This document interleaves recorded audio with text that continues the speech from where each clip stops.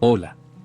Bienvenidos a Vivir con un Estoico, el canal donde aplicamos la sabiduría del estoicismo para afrontar la vida con disciplina, calma y propósito. ¿Listos para fortalecer tu mente? Empecemos. Mantener la calma cuando alguien más levanta la voz o se deja llevar por la emoción puede parecer, a simple vista, una prueba demasiado complicada. Sin embargo, quienes han estudiado la comunicación y la psicología de las discusiones saben que, en realidad, la persona que conserva su serenidad suele tener la ventaja. Piensa en ello como un reflejo de seguridad. Cuando el otro se exalta, se acelera y se enreda en explicaciones contradictorias, tú puedes observar cada uno de sus movimientos sin perder de vista tus propias ideas. Es algo así como ver un incendio forestal alimentándose de oxígeno, cuanto más aire le proporcionas, más crece. Si, por el contrario, retiras la fuente que lo enciende, el fuego disminuye hasta apagarse por sí solo. En una discusión, ese oxígeno puede ser la atención desenfrenada que le das al enojo del otro o la cantidad excesiva de justificaciones que regalas para complacerlo. Mantener la calma implica no entregar de manera gratuita esa energía que la otra persona busca y, de paso, aumentar tu propio control. En debates intensos, la tentación de lanzar respuestas rápidas y duras es muy grande. Pero si dejas que tus emociones hablen antes que tu mente, tu perspectiva se nublará. Cuando tu adversario en la discusión ve que te exasperas, tendrá un arma más para vencerte. A menudo, estas situaciones terminan en un intercambio caótico donde ambos participantes se gritan, se interrumpen y, al final, ni uno ni otro logra convencer. Es en ese punto donde la filosofía estoica ofrece una lección esencial: no tienes control sobre lo que hace el otro, pero sí sobre tu reacción. Significa que si la otra persona se agita, se exalta o intenta provocarte, puedes elegir no responder a su manera. En vez de gritar, guarda silencio y esperas a que sus argumentos se desgasten o se contradigan entre sí. Esto te convierte en una suerte de ajedrecista paciente que deja que su oponente cometa los errores por sí solo. El silencio, lejos de ser un gesto de rendición, se puede convertir en un recurso psicológico muy eficaz. Piensa en los momentos donde, a un nivel más cotidiano, alguien hace una pregunta y, en lugar de responder de inmediato, te tomas unos segundos antes de hablar. Ese lapso breve, aunque parezca insignificante, genera incomodidad en el otro. Comienza a preguntarse si dijo algo fuera de lugar, si lo juzgas o si preparas una respuesta demoledora. En el ámbito de las discusiones, el silencio estratégico crea una atmósfera donde el contrincante queda solo frente a su propio discurso, sin tu colaboración para llenar los vacíos con réplica tras réplica. Muchos, al no recibir la confrontación que esperan, empiezan a dudar de sí mismos o a repetir sus argumentos de manera exagerada hasta llegar a contradicciones que los exhiben sin necesidad de que los corrijas. De hecho, el psicólogo Albert Moravian propuso, en sus estudios sobre comunicación, que una gran parte de nuestro mensaje se transmite mediante el lenguaje corporal y el tono de voz, más que con las palabras mismas. De ahí que, si tu postura permanece tranquila, tu mirada firme y tu respiración constante, proyectas la impresión de tener el control de ti mismo, y eso se vuelve innegablemente poderoso. No se trata de ganar una discusión sin fundamentos o con artimañas turbias, sino de mostrar que tu argumento no depende de la adrenalina ni de la necesidad de derrotar a gritos a tu interlocutor, sino de la solidez interna de tus ideas. Cuando tu calma es genuina, las personas que te rodean perciben que no entras en pánico y, casi de inmediato, se inclinan a escuchar con mayor atención lo que tengas que decir. La mejor forma de generar estas condiciones, además, no consiste en aplastar al otro con un aluvión de explicaciones. Al contrario, saturar la conversación con decenas de justificaciones suele diluir la fuerza de tu argumento. Un enunciado claro y conciso, presentado en el momento oportuno, se vuelve mucho más impactante que un discurso interminable. Es como si lanzaras una flecha que va directo al punto, en lugar de desperdiciar toda tu artillería con disparos por doquier. Además, cuando alargas en exceso tu discurso, brindas oportunidades para que la otra persona retuerza tus palabras o desvíe el tema hacia cuestiones colaterales, desvirtuando el foco de la discusión. Preguntar en lugar de defenderse de manera inmediata es otro de los recursos que marcan una diferencia notable. Cuando alguien critica tu postura, es tentador saltar con un no, estás equivocado y de ahí embarcarte en un interminable intercambio de ataques personales. Pero si, en vez de eso, devuelves la pelota con una interrogante como ¿podrías explicarme por qué crees que es errónea esta idea?, puede que tu contraparte no tenga una respuesta tan sólida como aparentaba. Al obligarlo a articular sus razones con detalle, aumentas la probabilidad de que se tropiece con vacíos lógicos. Incluso si su argumento fuera sólido, el simple hecho de que tú pidas aclaraciones en un tono sereno te coloca en una posición de control. Pareces genuinamente abierto a la verdad, mientras que la otra persona, si está discutiendo desde la emoción, podría quedar evidenciada por su propio ímpetu. El maestro de ajedrez no habla durante la partida, sino que observa atentamente, dejando que el rival se sobreextienda. En las discusiones pasa algo parecido. Muchas veces, al permitir que el otro continúe hablando sin interrupciones, verás cómo sus razones empiezan a mostrar contradicciones.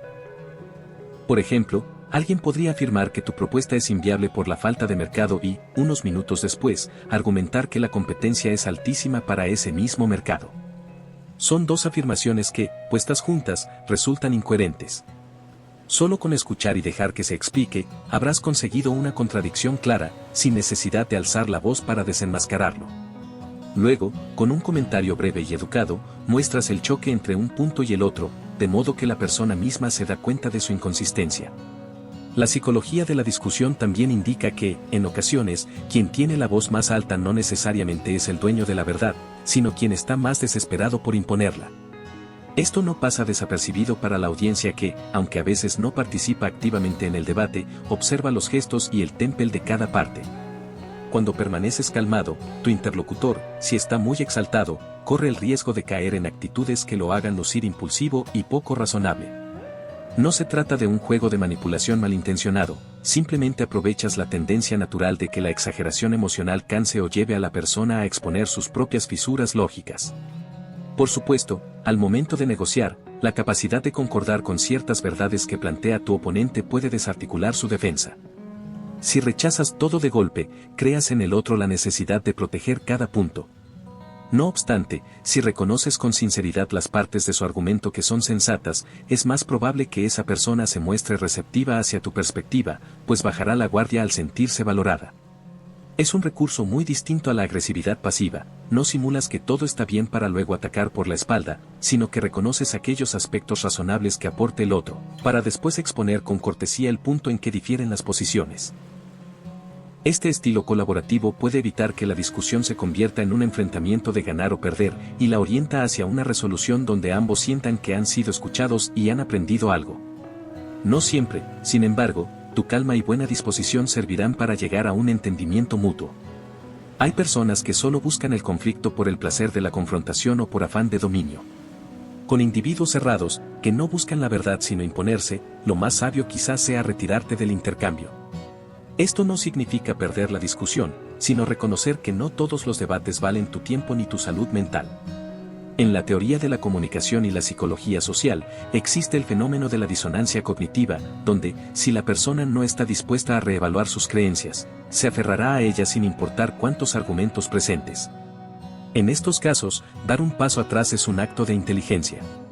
Así como en ajedrez no te conviene hacer un movimiento en falso solo para retar al otro, en la vida real no tiene sentido malgastar tus energías peleando con quien se niega a escuchar. Un efecto secundario de este comportamiento es que la audiencia neutral, o quien observa desde afuera, percibe tu prudencia. No te ve como alguien que huye, sino como alguien que prioriza la compostura antes que enfrascarse en un combate estéril. A la larga, esto genera respeto y te distingue como alguien que no necesita demostrar nada a costa de la armonía. Si el otro insiste en continuar vociferando cuando tú ya has mostrado tus puntos y has intentado un mínimo de entendimiento, la imagen que transmite esa persona no es la de un ganador, sino la de un individuo encaprichado. En un ámbito más personal, también conviene reflexionar que, a veces, la discusión se origina en la necesidad de una de las partes de ventilar su enojo o frustración. Puede que ese enojo no tenga que ver directamente con el tema del que se está hablando, sino con cuestiones subyacentes, como el estrés en el trabajo o preocupaciones familiares. Si logras mantener la serenidad, estarás en condiciones de percibir estas señales y de empatizar en lugar de alimentar el incendio. Eso no quiere decir ceder en todo, sino comprender que quizás la discusión no es solo lógica, sino que roza la esfera emocional de la persona. En tales casos, tu silencio o tus preguntas cautelosas pueden abrir una vía para que el otro se autorreflexione, en lugar de empeñarse en ganarte verbalmente. Tampoco hay que subestimar el valor de retirarte con elegancia cuando detectas que te estás calentando más de la cuenta. Aunque hayas entrenado tu mente para no reaccionar de forma visceral, todos somos humanos y podemos alcanzar un punto donde sentimos que el enojo nos domina. Retirarte no implica rendición, sino tomar un receso estratégico. Necesito un momento para pensar, hablemos de esto después de que me calme, pueden ser frases que te permitan recuperar el equilibrio sin herir sensibilidades. Si tu contraparte no respeta ese espacio y te exige continuar, se evidencia su falta de consideración. De cualquier modo, tú tienes la potestad de marcar límites sobre cuánto permites que te arrastren a un conflicto exasperante. En el caso de los debates públicos o profesionales, puede darse la situación de que el otro hable sin parar, embrollándose en explicaciones vagas. Este escenario es casi ideal para poner en práctica la idea de permitir que la otra persona se meta en un callejón sin salida, basta con que le des la oportunidad de seguir y seguir, mientras tú solo intervienes con expresiones neutras o preguntas que impulsen la aclaración de puntos específicos. Es muy posible que, sin darse cuenta, la persona se contradiga o admita aspectos que favorecen tus planteamientos. En ese instante, con unas pocas palabras, exhibirás la inconsistencia. Por ejemplo, podrías decir, hace un momento mencionaste esto, pero ahora dices lo opuesto, ¿cuál de los dos planteamientos crees que sea el correcto? Ahí, quien se enfrenta a la contradicción ya no eres tú, es la otra persona, y para el público, resulta evidente. La combinación de preguntas efectivas, silencios estratégicos y la dosificación de tu propio discurso te sitúa en una posición privilegiada para ganar sin que la otra persona sienta que la humillas. Y es que una victoria en la discusión no solo consiste en salir con tu ego inflado mientras el otro se marcha derrotado. Existe una versión más elevada de ganar, conservar la dignidad, mantener la coherencia y, si es posible, llevar la conversación hacia una solución constructiva. Después de todo, la meta no siempre es aplastar al otro, sino exponer las ideas, confrontarlas con argumentos sólidos y dejar que la calidad de cada postura hable por sí misma. Finalmente, no olvides que existen momentos en que ni siquiera hace falta exponer razones. Hay discusiones que parten de fundamentos tan superficiales o carentes de lógica que solo te agotarían si las tomas en serio.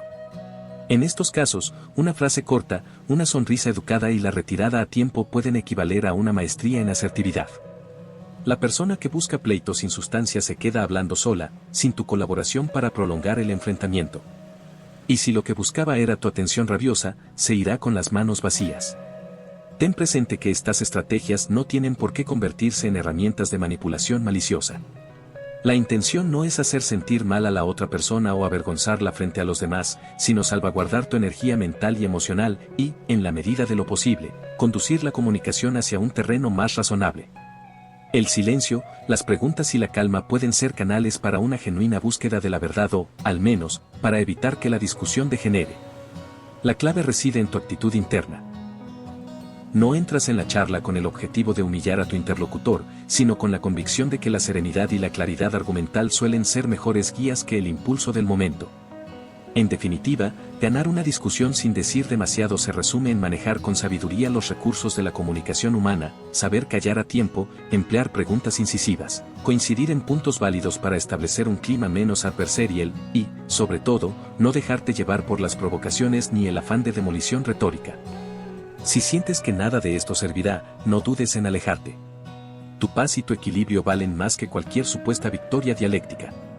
A la larga, quienes te observen se darán cuenta de que eres la persona que, sin necesidad de imponerse de forma agresiva, mantiene el control de sí misma y demuestra un temple sólido. Allí radica la victoria más valiosa, la capacidad de mantener tu centro y proyectar confianza. Gracias por haber llegado hasta aquí. Ojalá estos consejos te resulten valiosos cuando enfrentes momentos de tensión verbal. Si consideras que esta perspectiva puede ayudar a otros, te invito a suscribirte y activar las notificaciones, de modo que no te pierdas el próximo contenido. Comparte tu opinión y tus anécdotas, esas experiencias enriquecen a toda la comunidad que busca mejorar su comunicación y crecimiento personal.